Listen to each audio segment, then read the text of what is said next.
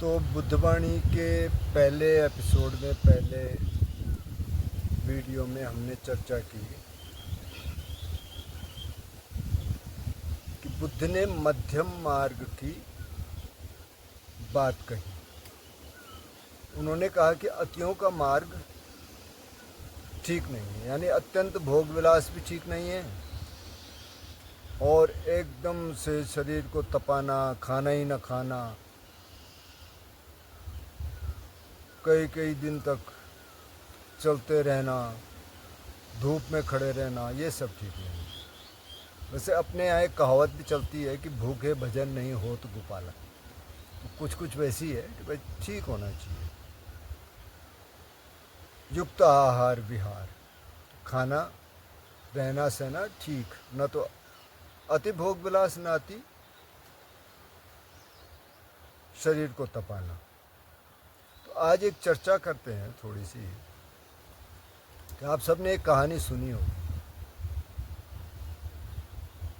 हमने पढ़ा है शायद 5th या 6th में हमारे सिलेबस में था। बुद्ध की कहानी थी कि बुद्ध एक दिन जब 28 साल के थे, अपने सारथी को लेके, चन्ना को लेके वो गए कपिलवस्तु में, और वहाँ उन्होंने देखा एक बूढ़ा व्यक्ति। इससे पहले उन्होंने कभी बूढ़ा व्यक्ति देखा नहीं था। उन्होंने पूछा सारथी से, बोले ये क्या है? बोले ये बूढ़ा व्यक्ति है। अच्छा, बूढ़ा व्यक्ति क्या होता है? बोले जी हम सब बूढ़े होते हैं। ठीक। फिर वो थोड़ा आगे चले, फिर उन्होंने देखा एक बीमार आदमी को। बोले क्या, ऐसे क्यों पड़ा है? बोले बीमार है। अच्छा, बोले क्या बीमार क्या होता है? बोले साहब कभी ना कभी हम सब बीमार होते हैं। अच्छा, मैं भी बीमार होऊंगा? तो बिल्कुल होएंगे। अच्छा, फिर वो आगे चलते हैं तो उनको एक शव यात्रा दिखती है। बोले क्या हो रहा है? बोले जी कोई मर गया है, उसका अंतिम संस्कार करने जा रहे हैं लोग। बोले ये क्या होता है? बोले सब ने मरना है। 28 साल के हो गए थे, राजकुमार थे। और फिर उनको एक भिक्षु दिखते हैं, तो फिर पूछते हैं कि ये क्या है? तो बोले जी ये जो सारा रहस्य है दुनिया का, रहस्य अपना, हम क्यों आए इधर, ये ज्ञान प्राप्ति की तलाश में। तो हम समझते थे वाह कमाल होगी साहब, 28 साल तक इनको पता ही नहीं चलने दिया कि कोई बूढ़ा है, बूढ़ा भी होना है, कोई बीमार भी होता है, कोई मरता भी है। और हम यकीन करते थे, और ये कहानी अभी भी चलती है। तो अगर थोड़ी सी कॉमन सेंस आप यूज करें, हम यूज करें, 28 साल का राजकुमार, उनके घर में भी लोग रहे होंगे, उनके दादी रही होगी, दादा रहे होंगे, कोई कज़न रहे होंगे, कोई दूर के लोग रहे होंगे जो बूढ़े हुए होंगे, कोई मरे भी होंगे। उन्होंने कुछ नहीं देखा होगा? क्या उनको कैद करके रखा गया होगा महल में? ऐसा तो हो नहीं सकता, क्योंकि वो राजकुमार थे तो उनको तो घुड़सवारी भी सीखनी थी, तलवारबाजी भी सीखनी थी, तीरंदाजी भी सीखनी थी, वो सब तो किया होगा। तो जब थोड़ा सा अध्ययन करना शुरू किया बुद्धिस्ट लिटरेचर का, तो पता चला कि ये कहानी कहीं भी किसी भी बुद्धिस्ट लिटरेचर में नहीं है। तो कहाँ से आई? ये मनगढ़ंत कहानी है जो किसी ने बना दी। कब? रिसेंटली, 100-200, 150-200 साल पहले किसी ने एक कहानी बना दी और वो कहानी चल पड़ी। और अभी तो सुना है कि भिक्षु भी सुनाते हैं। और कोई लोग कॉमन सेंस नहीं यूज कर सकते कि ऐसा कैसे हो गया होगा भाई। क्या पुलिस लगाई होगी कि वो देखें, वो पत्ते झड़े हुए भी ना देखें, ये भी ना देखें, वो भी ना देखें।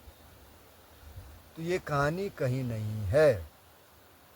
अच्छा, तो फिर ये कहानी बनी कैसे?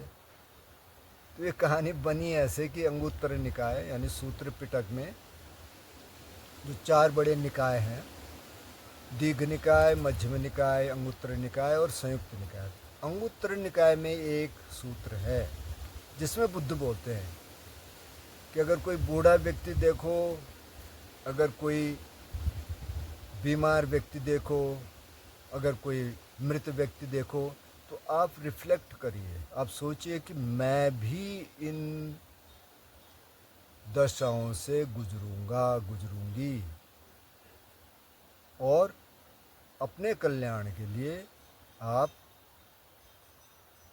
ध्यान करना शुरू कर दीजिए, ठीक से जीवन जीना शुरू कर दीजिए, यानी शील समाधि प्रज्ञा का जीवन जीना शुरू कर दीजिए, क्योंकि इन स्थितियों से आप भी गुजरेंगे। और अगर शील समाधि प्रज्ञा का जीवन नहीं जिया तो आपको बहुत दिक्कत हो। ये वो कहते हैं। तो किसी सज्जन ने, पता नहीं किसने, वो 3 ए ले लिए और एक उन्होंने भिक्षु और जोड़ दिया और वो कहानी बहुत बढ़िया बन गई। अच्छा, दूसरा कि बुद्ध घर छोड़ के चले गए बिना बताए, रात को निकले। भाई ये बुद्धिस्ट लिटरेचर में कहीं नहीं है। अगर आप मध्यम निकाय में आर्य परिवेशक सूत्र देखें, उसमें क्या है, बुद्ध बताते हैं कि जब मैंने ये बताया कि मैं जाने वाला हूँ, तो लोग, यानी उनके माता पिता, माता तो उनकी, जब वो बहुत 7 दिन के थे तब उनका देहांत हो गया था, लेकिन उनकी जो फोस्टर मदर थी, यानी जिन्होंने उनको पाला पोसा,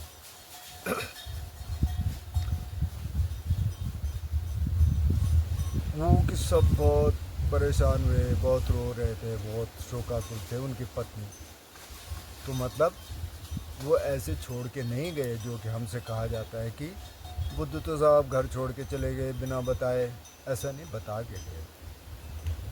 तो ये कहानी, और ये चलती है, अभी भी चलती है, ये सारी कहानी एक किसी ने बहुत अच्छी विरोधी सारी कहानियाँ और एक कहानी बन गई। चलिए,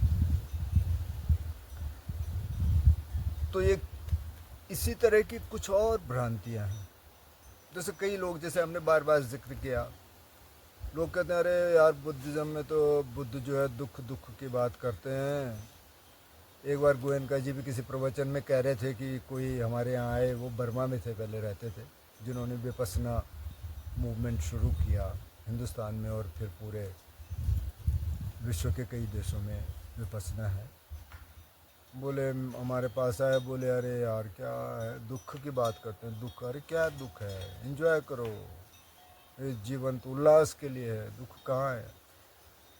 अब ये बात क्यों होती है? क्योंकि बुद्ध दुख से तो शुरू करते हैं, कहते हैं कि भाई इदं दुखं, दुख है, लेकिन अगर आप आगे नहीं पढ़ेंगे, आगे नहीं सुनेंगे तो फिर यहीं अटक जाएंगे। वो कहते हैं दुख है, इसका कारण है और इसका निवारण है, इससे बाहर निकल सकते हैं, सारा रास्ता ही दुख से बाहर निकलने का है, वो नहीं देखते हैं। तो दुखवादी बुद्ध को कहना बहुत गलत है, वो सुखवादी है। वो कह रहे हैं कि सुख है, आप एक्सेस करिए, इससे बाहर निकलिए, सुख है।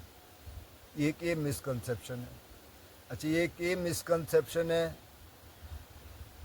कि कई लोग कहते हैं बुद्धिज्म में, यार बुद्ध तो कहते हैं कि जो है डिज़ायर, यानी कि इच्छा दुख की जननी है, तो फिर इच्छा न करे यार तो कैसे होगा। अरे नहीं भाई, बुद्ध ये नहीं कह रहे हैं। बुद्ध कह रहे हैं 2 तरह की इच्छाएं हैं। एक इच्छा है जिसको तृष्णा कहते हैं, काम तृष्णा, भव तृष्णा, विभव तृष्णा, काम वासना, जो काम क्रोध लोभ मोह समझ लीजिए आप, इनकी तृष्णा है, तो वो नेगेटिव है, उसको आप हटा दीजिए अगर हटा सकते हैं।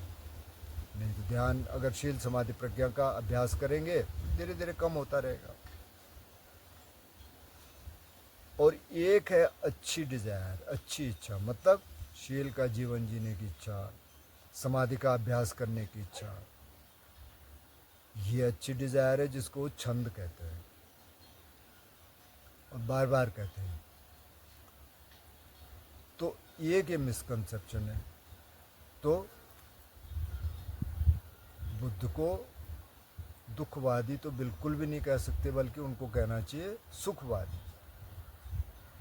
बल्कि जो ध्यान में थोड़ा आगे बढ़ गया, थोड़ी समाधियाँ लगनी शुरू हो गई, कभी उसकी चर्चा करेंगे आगे सीरीज में, जिनको झाना बोलते हैं। झाना मतलब ध्यान शब्द भी झान से आया, और जो ज़ेन शब्द है वो भी झान से आया, और वो एक तरह से मेडिटेशन का सिनोनिम बन गया। मेडिटेशन के लिए ऐसा शब्द पाली भाषा में नहीं है, उसको भावना बोला। भावना मतलब कल्टीवेशन। भावना ये इमोशन वाली भावना नहीं, बल्कि भावना मतलब जिसको आप बढ़ाते हैं, जिसको आप कल्टीवेट करते हो, वो बोला गया। तो जैसे थोड़ी सी समाधि लगनी शुरू हुई, जैसे झाना में अगर आप थोड़ा बहुत यानी थोड़ी बहुत समाधि लगनी शुरू होगी, तो उसको बोलते हैं वो सुख विहारी, कि वो सुख में जीता है। क्योंकि जब समाधि लगनी थोड़ी बहुत शुरू होती है तो शरीर बहुत हल्का हो जाता है, बहुत सूक्ष्म संवेदनाएं होने शुरू हो जाती हैं, विचार बहुत कम हो जाते हैं शुरुआत में, बाद में थोड़ा रुक भी जाते हैं कई बार। तो उसको बोलते हैं सुख विहारी, क्योंकि अब उस समय के लिए कोई दुख नहीं है। अब ऐसा नहीं है कि आपको समाधि लग गई तो फिर ज़िंदगी में दुख आएंगे ही नहीं, उस समय नहीं। और कई बार कई रोग भी निकल जाते हैं, साइकोसोमेटिक जो डिजीज़ हैं वो भी कई बार ख़त्म हो जाती हैं। मतलब ये कोई गारंटी नहीं है, लेकिन उन पे असर पड़ता है। तो ये कुछ मिसकंसेप्शंस हैं, तो मैंने सोचा कि आज इनकी बात कर लेते हैं थोड़ी सी। क्योंकि कई बार लोग सोचते हैं अरे बुद्ध घर छोड़ के चले गए बिना बताए, या कि उन्होंने पहली बार देखा बूढ़ा आदमी और पहली बार नहीं, ये सब मनगढ़ंत है और असल में ये सारे मिसकंसेप्शंस हैं। तो आज की चर्चा यहीं तक रखते हैं, और फिर आगे हम बताएंगे कैसे वो इनलाइटेंड हुए, फिर उससे आगे उन्होंने कैसे अपना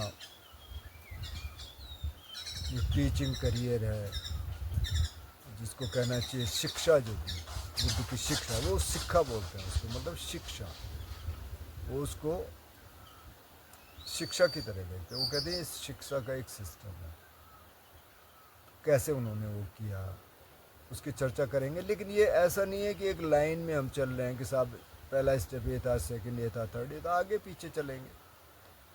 ऐसा नहीं है कि लीनियर प्रोसेस है कि हाँ जी बुद्ध उस दिन घर से निकले और ऐसा हुआ और वैसे हुआ। तो जो जो ठीक लगेगा आगे चलते हुए उसकी चर्चा करेंगे। आज के लिए इतना ही।